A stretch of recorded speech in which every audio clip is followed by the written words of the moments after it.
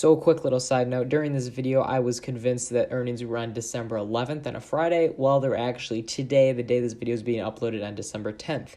But that doesn't change the fact that this video is still relevant as we still talk about Costco and what to do after Costco earnings. What is going on, everybody? Welcome back to another video here on the channel. And for today's video, we're back with another Stock Talk video. And for today's Stock Talk, we are going to be talking about Costco wholesales. And the reason we are going to be talking about this stock is because we have upcoming earnings coming tomorrow, December 11th, after market close. So tomorrow will be their final Q4 earnings that are going to be coming out after hours. And I'm kind of excited to see what they're going to look like. You know, as you can see here, as we're looking at the 180-day chart, Costco's been a major factor in the coronavirus pandemic. We had lows back in March to the early April timeframe around $270, and we've been grinding up ever since on a really nice looking chart with beautiful pullbacks, making higher highs with highs of all time of $388. So we've almost broken that 400 barrier, and I honestly think that Costco in years to come will keep grinding ahead. Now, yes, it's sad to say, but they are taking over many spots of these smaller businesses that can't survive during a virus like this. But Home Depot, Costco, Lowe's, all those big corporations are doing very well, and as you can see here, have been grinding up over time. So as you can see here, as we look over the past couple weeks and months, you can tell that the stock is very healthy as it's bouncing off the SMA line and creating higher highs.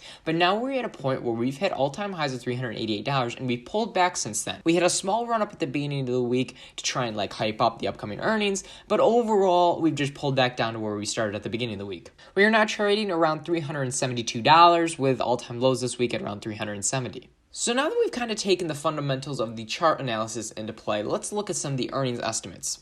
So for tomorrow's earnings, analysts are expecting an average estimate of $2.05 earnings per share and an average estimate of $42.41 billion in revenue. So now, if we take that data and information, we kind of look at the past couple earnings, let's see what we're dealing with here, okay? Now, back in June, the earnings came out, and not much really happened. We can zoom even on in a little bit, and we can check it out, and nothing crazy happened after the earnings came out. Now, if we look back at September and check out these earnings, you can see that we had an estimate of $2.85, but we actually got $3.13.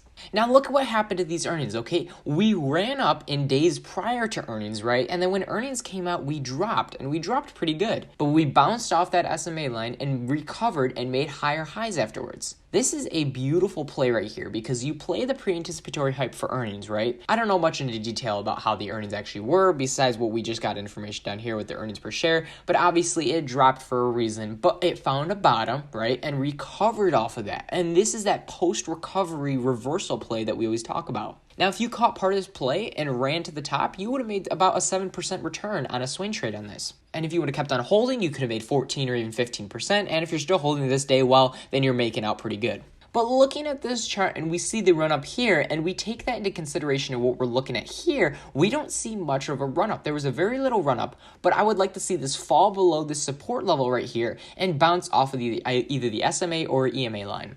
Bouncing off one of these lines will indicate that we are in a healthy pullback position, and from there on, we can make higher highs. It's a very interesting pattern that Costco has, and it's actually very good for swing traders. Something like this is very healthy as a pullback came here, and it recovered and bounced off of that. And these recoveries for Costco didn't take too long for a company of this size. I mean, we're talking about within a week, this recovery made and created higher highs. So obviously when earnings come out tomorrow afternoon, it's going to be a little rocky. It's a Friday too, and I'm not a big fan of earnings at the end of the week, but here we are. So what I'm going to be looking at for Costco earnings is to see what the stock does.